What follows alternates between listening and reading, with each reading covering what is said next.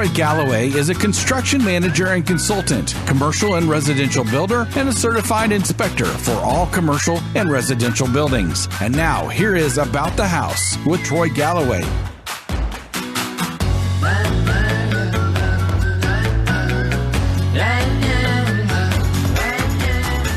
Welcome back to About the House. This is your audio university of everything on knowledge about your home, from construction to remodeling, home improvement, building, everything building and home related. This is a forever library of our podcast, and you can catch us up on our YouTube videos also on every subject we ever air. And that way you can come back and review it and glean from all the information that we have and take your time, get your notes, and just it's a great opportunity to really learn more and more about your home. Hey, this is Troy Galloway. I'm your humble host. I'm the owner of Galloway Building Services. Just like this show, we're one of a kind. There isn't another company that provides the unique services we do for folks every day throughout the Midwest. We help folks with construction consulting. If you have any questions about your job or how it's supposed to be done, you give us a call. We also do new construction inspections.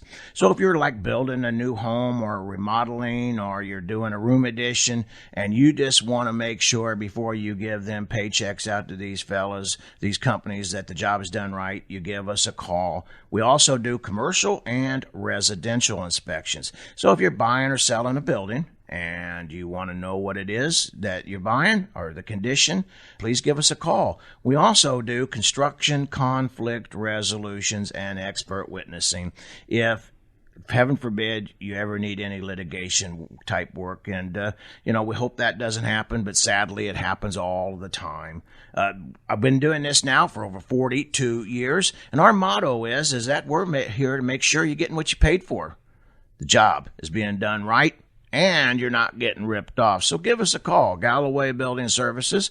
Office number is 636-394-3112. Hey, today, folks, I'm really excited. This is one of these shows that really, before you can actually get started on a lot of your projects or when you're moving from one place to another, this is the fellow that you got to know. I've known this. I have got a good friend of mine here, Bobby. I know you own Junkaway. Jump in here, tell us a little bit about your company, how you come to be, and introduce yourself. Hi, everybody. Bobby Borisov. Yes, just like Troy said, we know each other for a long time. I am the owner of Junkaway Building Services. We've been in the business for over 3 years now. Funny thing, we started as I started just as a part-time gig, something on the side, and we've grown over the years. And it's been fun. Junkaway hauling, but we don't just haul junk. We do a few other services, help people with downsizing or when they move away, move in and out, property managers with eviction and stuff like that. And one of the services that we really offer is when people downsize and they have nice items, we don't junk everything on 100%. We donate huge chunk to it. So we partner with Habitat for Humanity and separate everything for donation, recycle, and disposal. So Habitat for Humanity, so they take, I've always understood, of course, I've not really donated but my building material to them, but they take couches and chairs, or do they just take building material? Absolutely. Everything, of course, have to be in resellable condition. I work close with the Habitat in St. Peters, Missouri. So anything from couches, even some building materials, I can't remember, but mostly furnitures. They have a huge sales floor. They can set up everything and resell. And this is where we come in. When we go to a junk removal project, I assess the situation, and if we come to any items that are not worthy of disposing, we just give it to Habitat for Humanity, and of course, a donation receipt goes back to the client. We don't keep anything. We don't resell anything. I was going to ask you about that, if you guys made anything. So that's great. So they get a tax deduction on Absolutely, yes. Oh, yes. Well, that's man, and that Habitat folks, I know that they're not here. We need to get them on a radio show sometime because they actually got some great opportunities for people. Yep, absolutely. A lot of people ask me, hey, why don't I call Habitat directly? And we try to help each other. I think Habitat are not allowed to go into people's homes. However, we are bonded and insured, and this is where we come in. And I think if you call Habitat in St. Peter's and you try to schedule a pickup and they say, we cannot go in, but they're going to give you most likely my information, and I'll take it from there. So I wanted to ask you some about the downsizing, because we do a lot of building inspections, for folks that are selling their home and they're going into a nursing home or assisted care, or they're like myself, we're just going down to a smaller home because I just don't, heck, I want a vacation sometimes, I want to do something. So tell us about how you can make this work for us, because maybe we don't want to get rid of everything, but we just need to get rid of some things. How does that work? In the situation when people are downsizing or moving to retirement community, for example, they move from 3-4 bedroom home to 1-bedroom apartment in the retirement community. So people pick a few items they want to bring with them and they take it to the retirement community. Very often we even help them with the moving expense. Instead of hiring a full moving company, we try to offer our trucks plus labor just to move maybe a mattress, couch, a chair, and a TV stand, something along the line. Whatever they don't want to pick, we go in, we haul absolutely everything out. And as I said, whatever's worthy of donating, we give it to Habitat for Humanity. From there, if it's not eligible for donation, recycle and dispose on 100%. I just want to mention something real quick. We've been in situations that we go in and the house is fully packed. We also offer a phone number to a company, estate sale company, and we give suggestions to the client. Hey, go ahead and do the estate sale this way. This way you can make some extra money on the items that you own, and from there we can still come in and haul everything out. It'll save them money, and most likely they will make money as well. That's a great idea. So you work with people. Actually, I even know one of the fellows, but you work with the people that do the auctioning, estate sale auctions. I guess they're auctions. Absolutely. I think we're thinking about the same person, Jeff and Regina Randall of Pennies in Your Pockets. Yeah. We have to get them on the show sometime. Yes, throw a good word in for me. Absolutely. I'll mention it to Jeff, and I think he'll be more than happy to sit over here with us and kind of talk more about the estate sale part of it. But where I'm coming as a junk away hauling, we are removing the items after the estate sale or after people were moved out and they picked, or the family members came in and say, hey, I'm going to pick this, I'm going to pick this, I'm going to pick that. After everybody got their stuff out of the house, this is where we come in and haul everything out. Do you work with many real estate agents for this kind of stuff? Because sometimes we're not downsizing. Sometimes we've just accumulated. The Lord is, this is what I told my wife. The Lord has blessed us with so much stuff that maybe we've moved into the world of overabundance.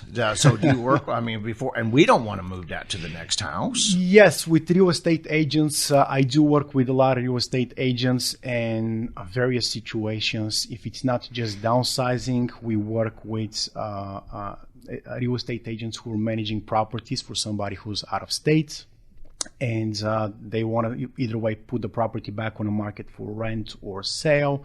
And there's some items, most likely in the basement, there's a treadmill or exercise equipment have to be hauled out. In the backyard, there's an old barbecue people want to get rid of, or a trampoline. Those are the number one items that real estate agents call me and say, hey, I'm trying to sell it, can you go get it done?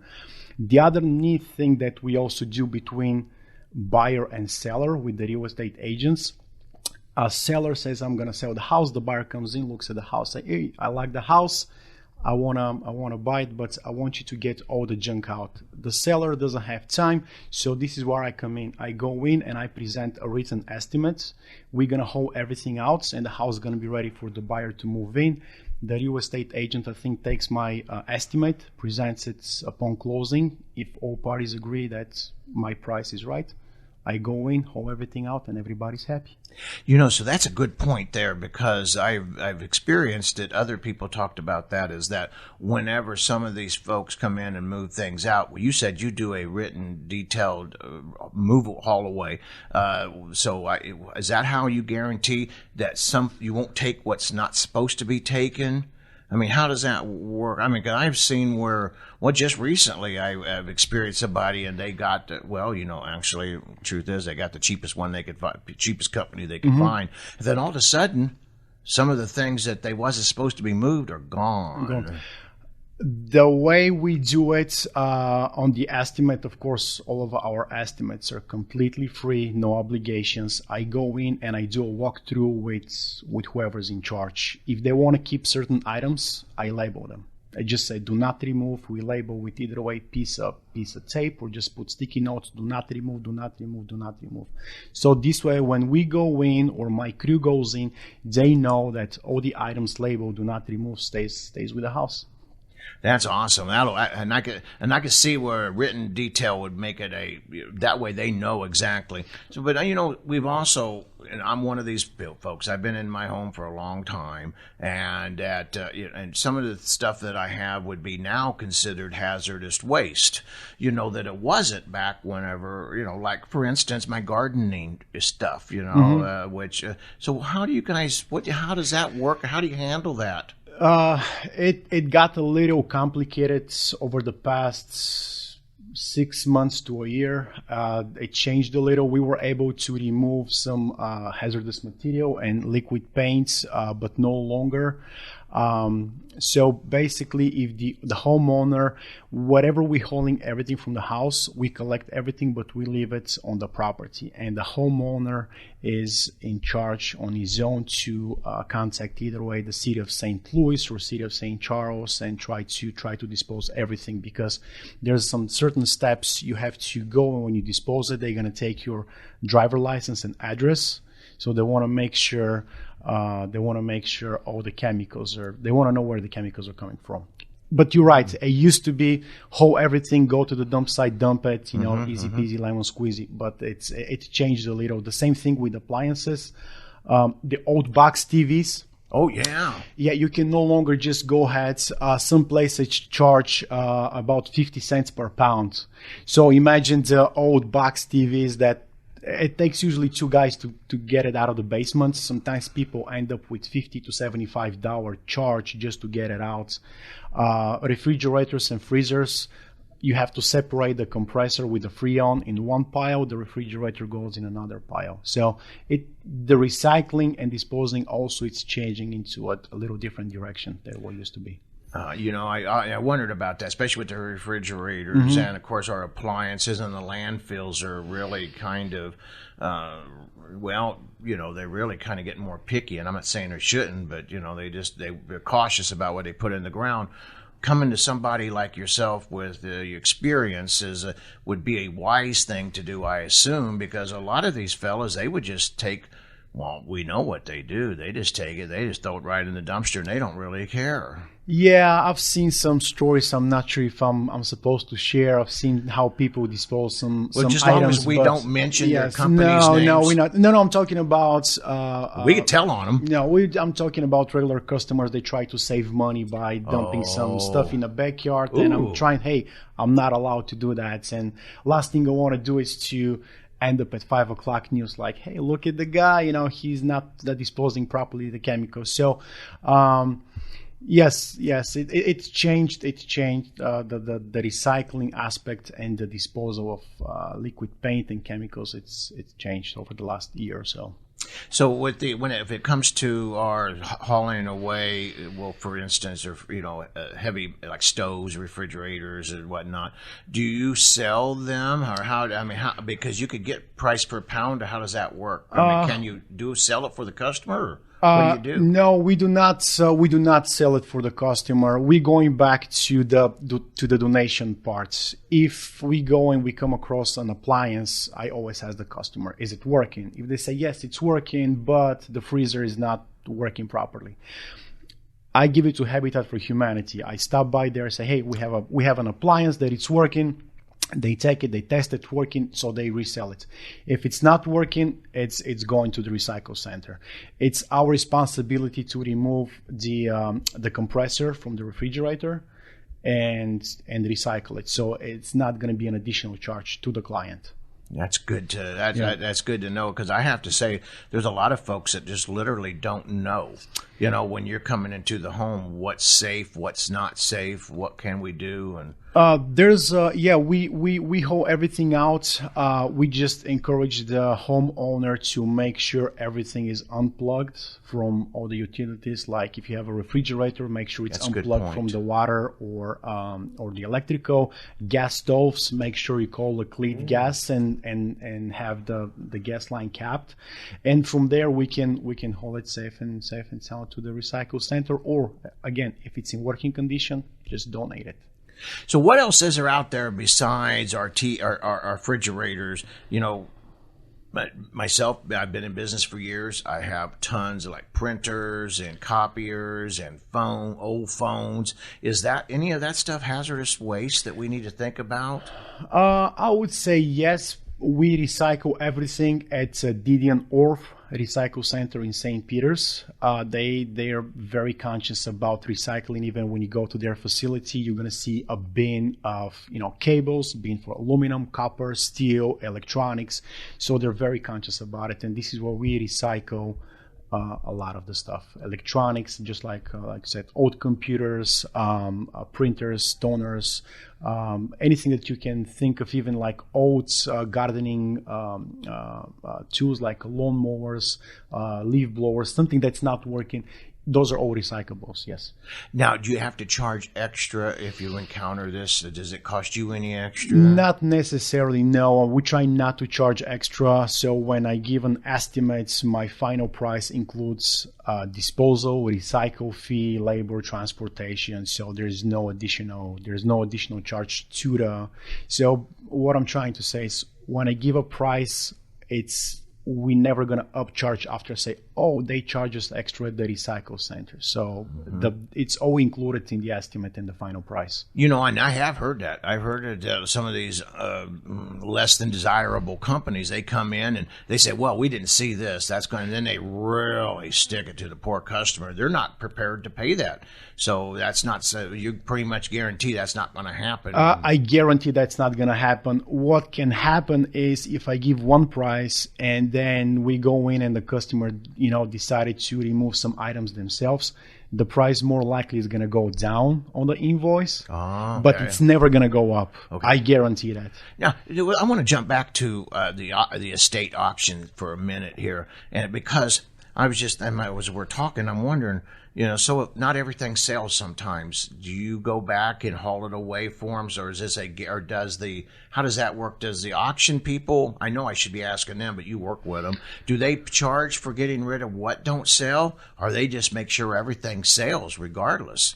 I'm not really sure. I don't want to talk to the estate sale company, but if usually, I'm texting them right now. In my experience, usually the large items like couches, pull-out couches, china cabinets, dressers.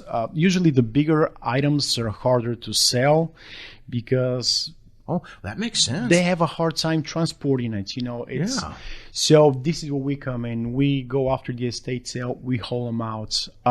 Would you help somebody that wanted to say I bought this couch at an estate sale, one of that you're into, and I need help to get it to wherever I'm taking it to. Maybe I'm getting it for grandma. Absolutely. And the way we do it, we had a couple of phone calls from the estate sale company. They say, hey, we have a gentleman here, or we have a lady. She bought a china cabinet and a dining room set, but she cannot transport it in her Honda Civic, of course. Right. So what we do, we match our prices with U-Haul. If they want to go and rent a U-Haul, we offer our trucks the same price as U-Haul, plus we charge a small fee for the transportation.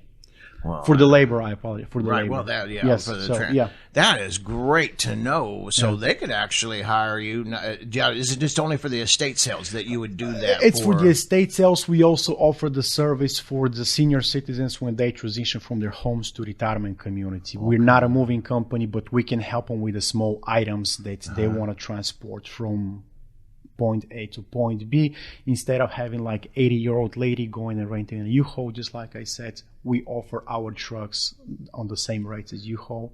We just provide the labor.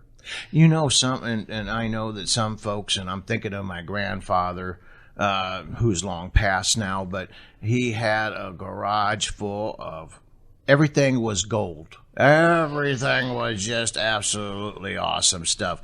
And we couldn't get rid of a lot of it because it really wasn't as awesome as he thought. Do you encounter many people that have remorse I'm like hoarders, and Grandpa's gone, so I could talk about it. But, but do you have hoarders that get all upset? We watch them TV shows, and they cry, and they get. Do you encounter that very often? We've came couple situation with hoarding situations, and it's very, very hard to deal with that situation. First, you have to be very, very gentle with those kind of people, because they don't want to let anything go. I think there's a fine line between people, because you mentioned your grandfather. I don't think he was a hoarder. He was just everything that he owns.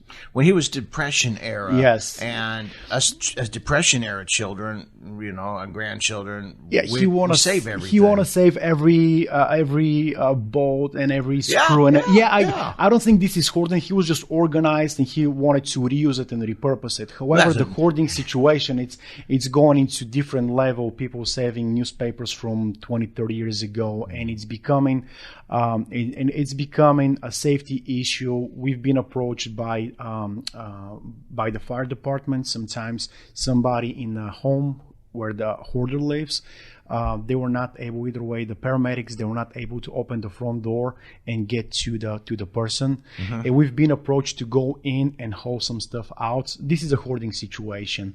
And very often we schedule an estimate for a hoarding situation. I go in and they was like, I changed my mind. I don't want to get it done. So I think they need professional help, maybe mentally, before we go in and approach. We try not to push anyone into anything if they don't want to do it. I don't know if that makes sense. Yeah, it does. It makes great sense, because Grandpa was one of those, and he knew where that last nut and bolt was, Mm-hmm. and he knew how to modify it all. Well, farmers are another great one of utilizing and recycling their own stuff. So but the hoarders, I see some of them pictures. We see them on TV, and it looks to me like it's not even healthy for your folks to be in. It's not healthy. No, some of the projects that we worked, we really have to use face masks, gloves, and basically like snow shovels just to get some of the stuff out of the living room, not a garage. So those are the situations that we've come across. Would you run across any kind of varmints like rats and mice? I mean, they dwell in that. Yes, we've usually that mice and mice feces and stuff like that. It's part of the job, but to be honest with you, once we get everything out and you see the final product, it kind of gives you a satisfaction. It's like, wow, what it was and what it is right now, it's pretty nice. Now, what about if, say, okay, so we talked about these other ones about moving and things like that, but what if you're staying in your home and you just need to clean out the garage, we'll say. I'm thinking of my garage because when we no longer are we don't really do construction work as much because we do the expert witnessing, so the conflict of interest, we can't really do the work, but yet I still have enough equipment in there for 6 crews. Okay. And I'm just thinking out loud when my wife hears this show, I'm going to get the word. It's got to go. So he's laughing because Joey is our producer. He knows my wife. He's giggling over here. But do you help folks with just that, Now that I would want to take to Habitat for Humanity, but would you help me just clean people clean out the garage, for instance, or their shed? Yes, so we're talking about not so much of downsizing, but decluttering. You want to declutter your garage or basement. Declutter, right. Right. That's a great word. It's not junk removal, because I'm just like Grandpa. All this stuff's worth tons of money. No, I get it. And again, we're trying to be respectful. So what would I encourage you if I come to your garage and say, Troy, let's get it done? I would encourage you being there, because I'm guessing in your garage you have boxes with maybe some valuable items and tools.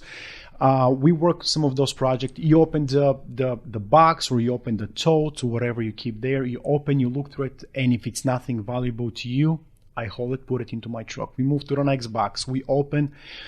I want to make sure that whatever we're loading up into our trucks, and if it's going to the donation center or if it's going to the recycle, I want to make sure that we're not removing anything valuable to you and disposing it.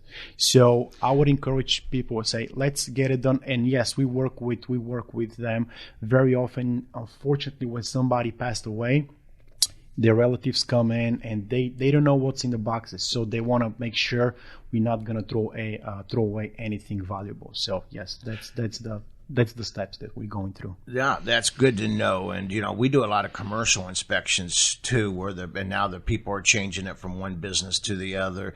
And for instance, with old bowling alley that we looked at, of course, they had all the old bowling stuff in there. And so part of the negotiation, I'm just thinking out loud here, part of the negotiation was that they wanted to get the seller or the buyer, somebody was going to pay to get rid of it.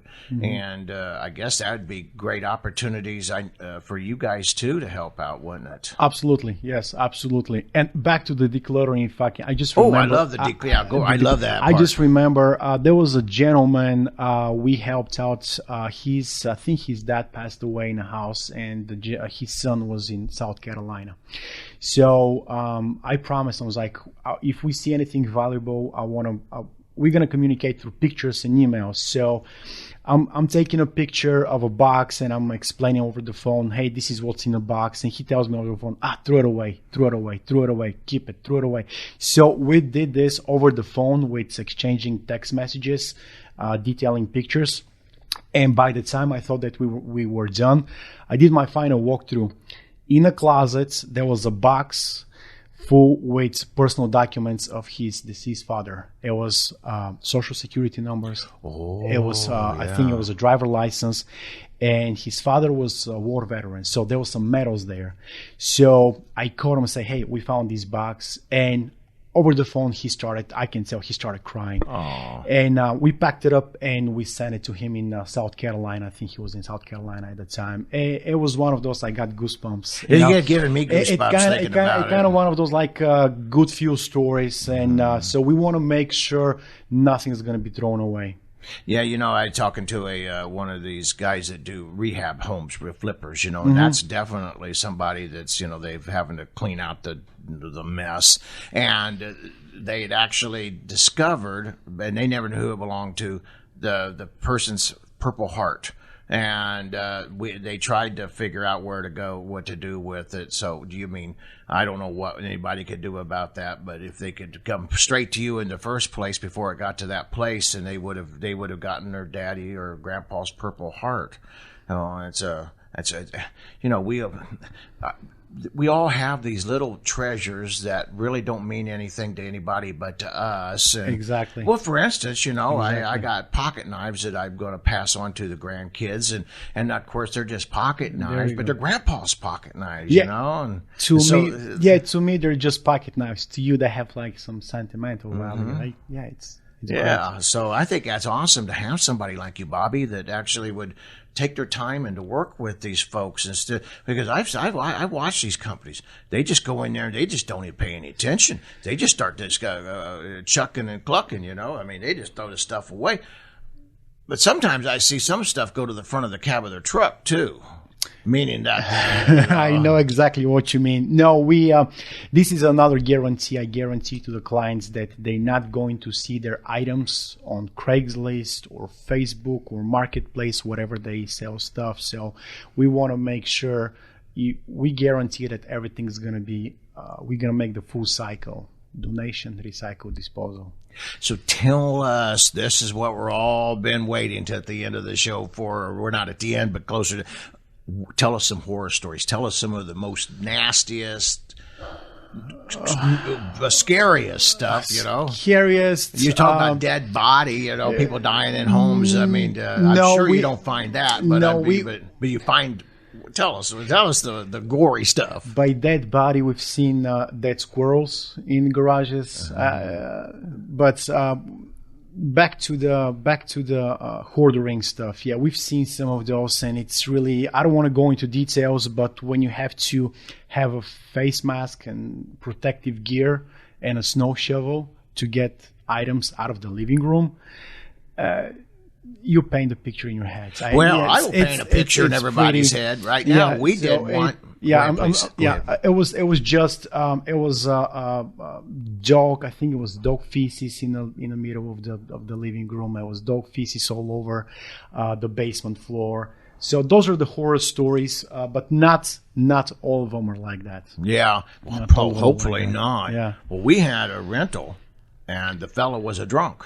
And he was a real drunk. I mean, he was on Social Security for being a drunk, and we had to get rid of him because of his exposing himself to the children, going up and down the street. So we got rid of him, and this man was such a drunk that literally, I wish I would have known you. Well, you probably would have never done this job, but he didn't. He crapped in his pants.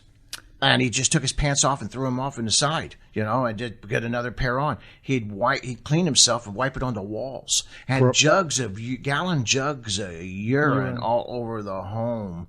You even fool with something like that? Or should we actually, now this has been years ago, should we call hazmat or somebody on something like that? At this point, I think a hazmat team need to be called.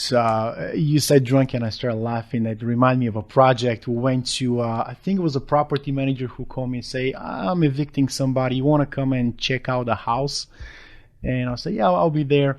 We open up the kitchen and it was like a knee-high empty beer cans. Oh, empty beer. And it started laughing. I was like, wow. And the property manager, hey, you can go give it for aluminum cans and, make some extra money. I was like, thank you. But, the big picture was the house was in pretty bad shape. So you said, about your tenants or being drunk. I can imagine. I can see some stuff that most people, they don't want to even think about. No, and I wish we hadn't had to touch it either.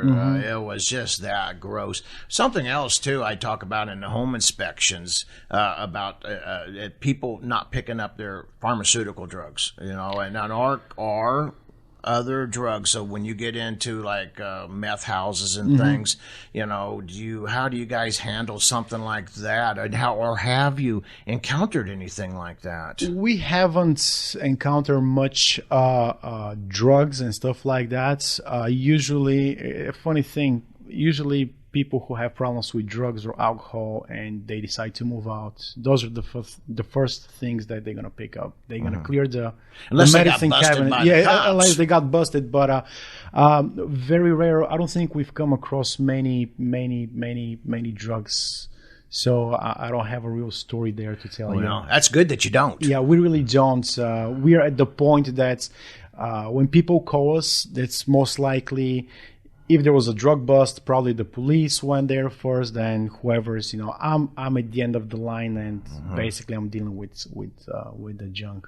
Yeah, I just tell folks, what you really need to do is get a hold of a hazmat company, and if you don't know of anybody, if it's drug related, to call the local police department, or the Board of Health, and see what you're going to do with it. And sadly, we see more and more of this, but something that I did not realize, and I'm still kind of ignorant to it, is what they make methamphetamines with.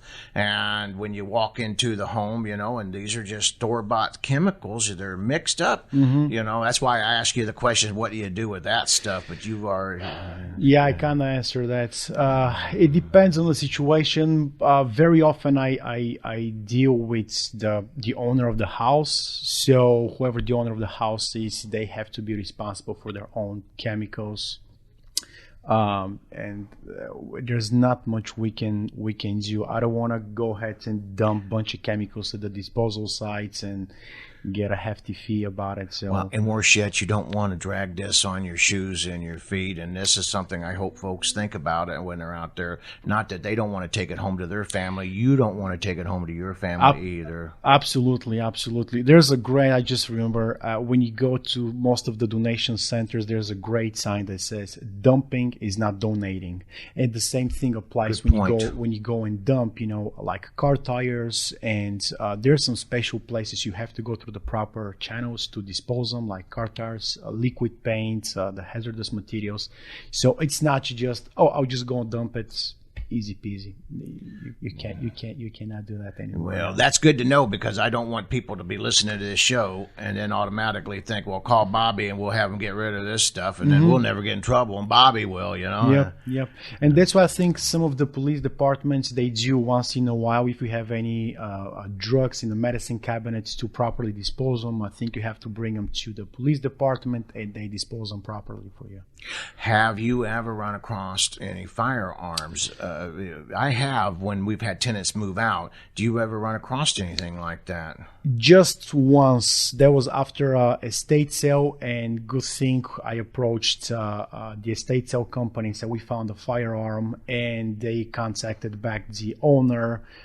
So that was only once, but they contacted the owner, and they got hold of the firearm. We try not to mess with firearms. Yeah, because honestly, I got to tell us another story on an agent that was telling me just probably a couple of months ago. And actually, the people that moved out of the state, so they're not listed. Well, they're probably not going to list it. They found two. They was hand grenades, hand grenades, but they was duds. They was dummies. Okay. But the agent and everybody just totally freaked out, Yeah.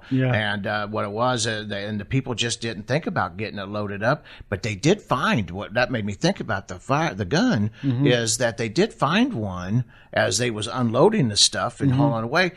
It was loaded and it discharged.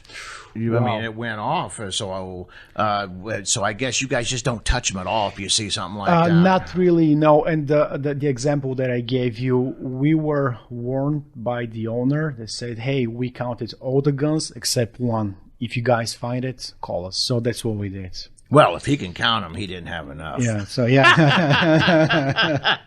All right, bad joke. We shouldn't do that. No, it's I get. But I see that you're asking me the gross stuff, the scary stuff. Sometimes we find some interesting items that me and my guys on the job site, sometimes we chuckle, and adult toys when we find adult toys. I was just thinking about that. Adult toys. They were stashed very neatly in the bottom of the closet underneath a box. So I called the property managers. Hey, what do you want to do? It's like whatever it is, clear it out. I want to change the carpets in in the closet and everything.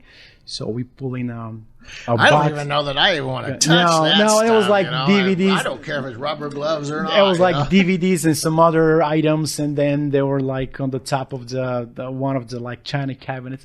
Those are kind of funny stuff. I think kind of funny that we come across. Yeah. And I got some stories, but I don't think this is a kid rated show, so I can't go any further with that. But yeah, I would in remodeling, we've run across all kinds of wild things, and well, I don't know why you don't think about getting that picked up before we come in and remodeling. But in your case, the people might not even know they have it, or they inherited it, and something like that. And we see these shows on TV all the time, where they sell, have these, well, for instance, do you guys, now let me throw this out before the end of the show. We see these TV shows where they sell things coming out of storage bins. Do you haul, or I guess is it called storage bins, storage units? Yeah, the storage units. I think you're talking about Storage Wars. Yeah, that's the show. Yeah, my outtake on the show, I think it's kind of set up for some stuff. But yeah, we haul out some items from storage units. If people want to clear out the storage units. As a matter of fact, I think one of our videos on our Facebook page is in storage units. Lady was downsizing, so we put everything in the storage units. And after her and her family went through everything, in the storage units, there was a couple mattresses, so we went in and hauled everything out. Yeah, we do storage units as well. Now, is mattresses a hazardous waste? No, they're just disposables. So you can take them to the landfill? Yes, we can take them to the landfill and dispose them. They're no longer donatable items. Good. Yeah, they're no longer donatable. Once the mattress is out of the plastic, it's no longer donatable item. Yeah, and the Lord only knows what's been, on that mattresses. Yep. Now, does the landfill charge you any extra for this stuff like that? It very depends on the situation, but not really, no. It usually by the pound. You go in with the truck, they weigh you by the pound, you dump, and you go out, and they weigh you out. So it's pretty much by the pound. Sometimes mattresses and couches, some bulky items, little tricky. I think I can get away with it because I go in with the food truck, and yeah. That's good to know. Well, Bobby, I really enjoyed you coming on here today because this is one of these areas that we talk about construction, talk about electrical and all these others, but these are you can't even get started on some of these projects if we don't have somebody like you to help us get started, get the area cleaned out.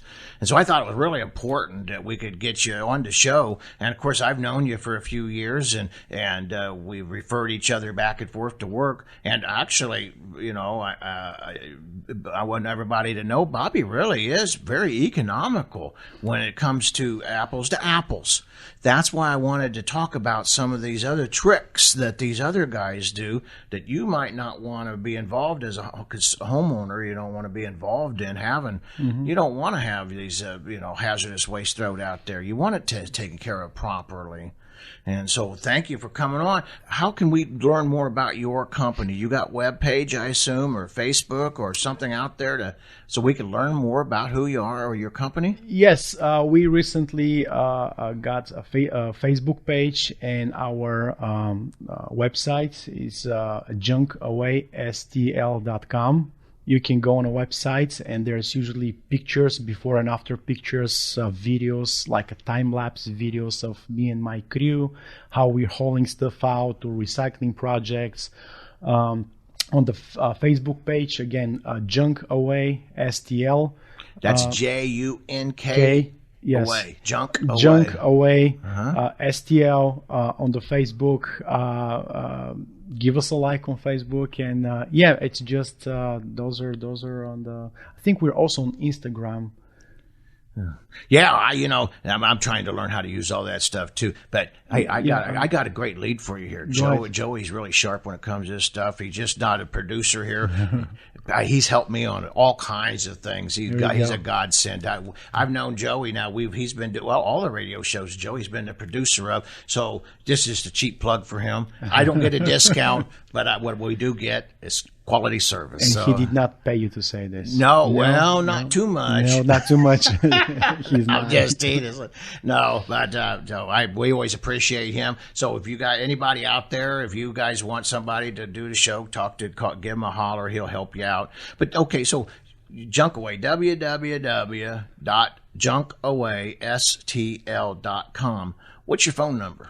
My phone number is 314-629-1988. And I encourage sometimes people when they call this number, either leave a voicemail. I always return the phone calls, and this is a good phone number just to send a text message or a picture message and say, hey, this is what I have. And people send the pictures to this phone number. And this way I'll be able to guesstimate labor and how much it's going to cost to haul everything out and dispose it. That's awesome. What's that number one more time, Bobby? The phone number is 314-629-1988. And how much time would they need to get a hold of you to get you scheduled? What are you out? How far are you?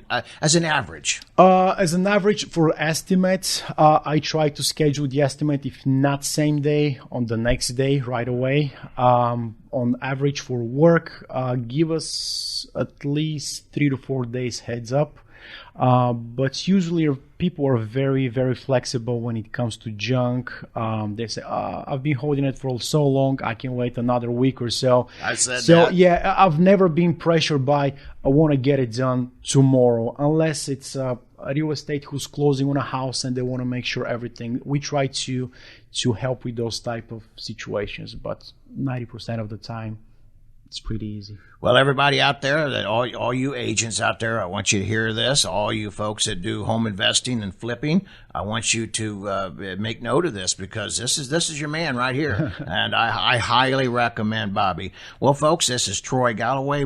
I am the owner of Galloway Building Services. We're going to wrap this show up, but you give us a call if you ever need any kind of construction inspections or conflict resolution inspections, or just buying and selling a home and you need somebody to come in and help you. Give us a call. Our phone number is 636-394-3112. That's 636-394-3112, and we'd love to be able to help you.